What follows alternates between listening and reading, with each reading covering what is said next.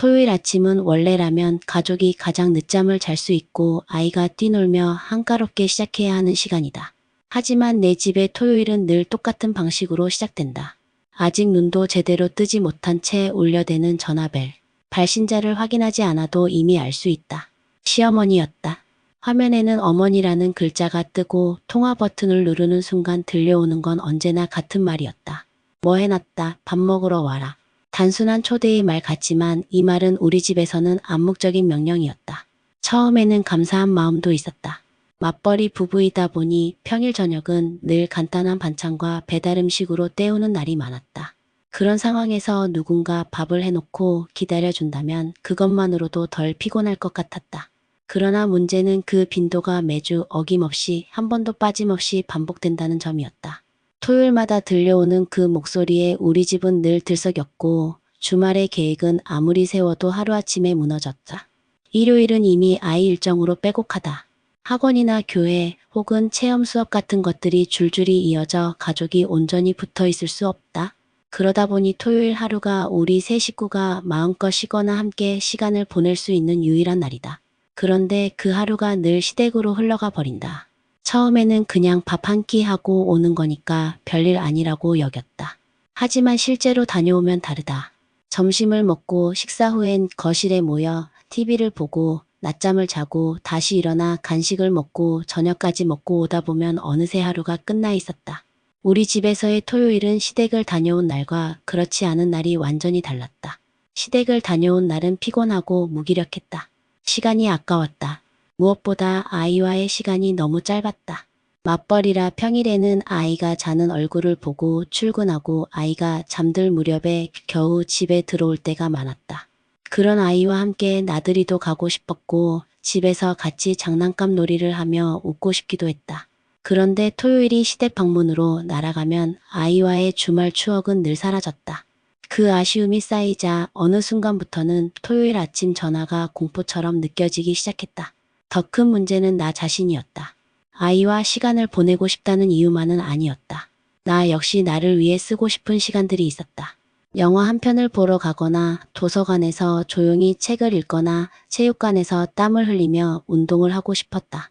혹은 집에서 아무것도 하지 않고 이불 속에 누워있고 싶기도 했다. 맞벌이 부부의 현실은 늘 시간과의 싸움이었고 주중에는 그런 사소한 여유조차 가질 수 없었다. 하지만 시댁의 전화를 받아들인 순간 그 모든 가능성은 사라졌다. 겉으로 보기에 나는 시댁에서 아무 일도 하지 않는 사람처럼 보일 수도 있다. 실제로도 그렇다. 밥상 차리는 일은 대부분 시어머니가 하시고 설거지나 뒷정리는 다른 식구들과 나눠서 했다. 나는 오히려 며느리 중에서는 덜 일하는 축에 속했다. 하지만 중요한 건 내가 뭘 얼마나 하느냐가 아니었다. 시댁을 다녀오면 하루 전체가 소진되는 느낌이었다.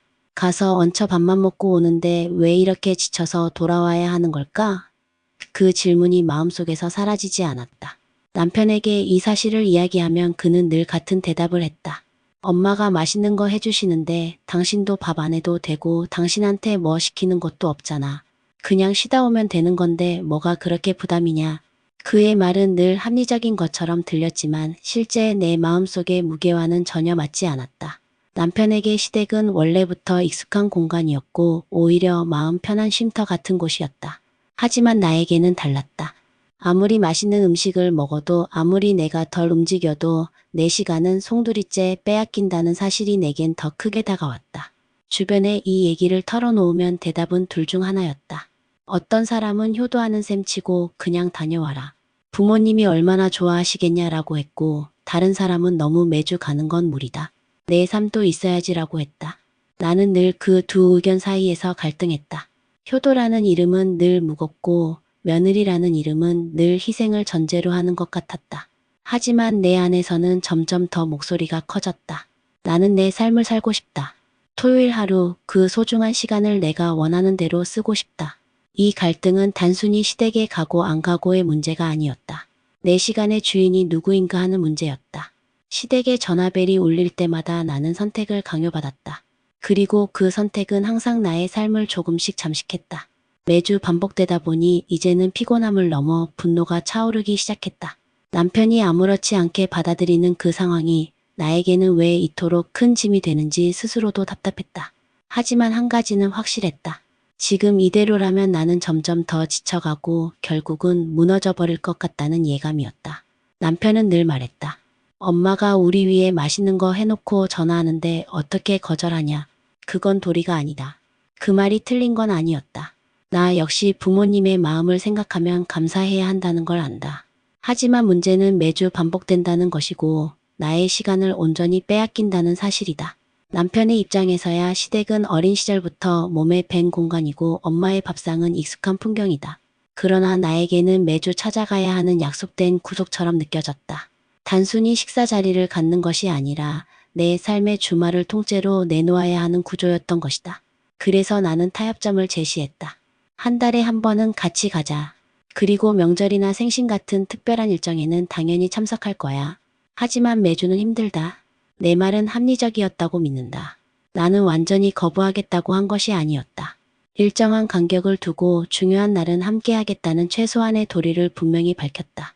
하지만 남편의 반응은 냉담했다. 부부가 결혼해서 같이 안 다닌다는 건 말이 안 된다. 그 순간 나는 벽과 대화하는 기분이었다. 내 진심은 전혀 닿지 않았다. 남편의 말 뒤에는 늘 효도라는 이름이 붙어 있었다. 효도라는 단어는 참 묵직하다. 하지만 그 효도가 누구의 희생 위에 세워지는지에 대해서는 말하지 않았다. 남편은 내가 매주 느끼는 피로와 허탈감을 체감하지 못했다. 그는 오히려 엄마가 전화했는데 네가 거절하면 결국 너만 욕먹는다라고 말했다. 나를 방패막이로 내세우는 그 말은 더 큰 분노를 일으켰다. 왜 시어머니의 기대와 서운함은 내가 감당해야 할 몫이 되는 걸까? 냉전이 시작됐다. 남편은 대화를 멈추고 방으로 들어가 문을 닫아버렸다. 나는 거실에 앉아 한숨을 내쉬었다. 휴대폰에 찍힌 어머니 부재중 통화 3건 알림이 그 순간 따라붙었다. 내가 받지 않았다는 이유만으로 또 다른 갈등이 시작될 수 있었다. 그날 밤 나는 오랫동안 잠들지 못했다. 머릿속에 떠오른 질문은 단 하나였다. 정말 내가 잘못된 걸까? 남편의 말대로 내가 너무 예민한 걸까? 시댁에 매주 가는 게 당연한데 내가 괜히 힘들다고 호들갑을 떠는 걸까? 그런데 곱씹어 볼수록 이상했다. 나는 단순히 내 시간을 원했을 뿐이다. 아이와 함께할 시간, 나 자신을 돌볼 시간, 가족으로서 우리 세 식구가 누릴 자유로운 시간을. 그것을 주장하는 게 왜 잘못일까? 효도라는 이름은 결국 시댁 중심의 가치관에서 비롯된 것이었다. 남편에게는 당연한 일이지만 내게는 강요였다. 나는 내 부모님에게 같은 요구를 해본 적이 없었다.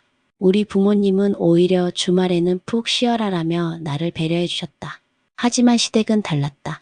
그들은 늘 찾아오는 것이 사랑과 도리의 척도라고 여겼다.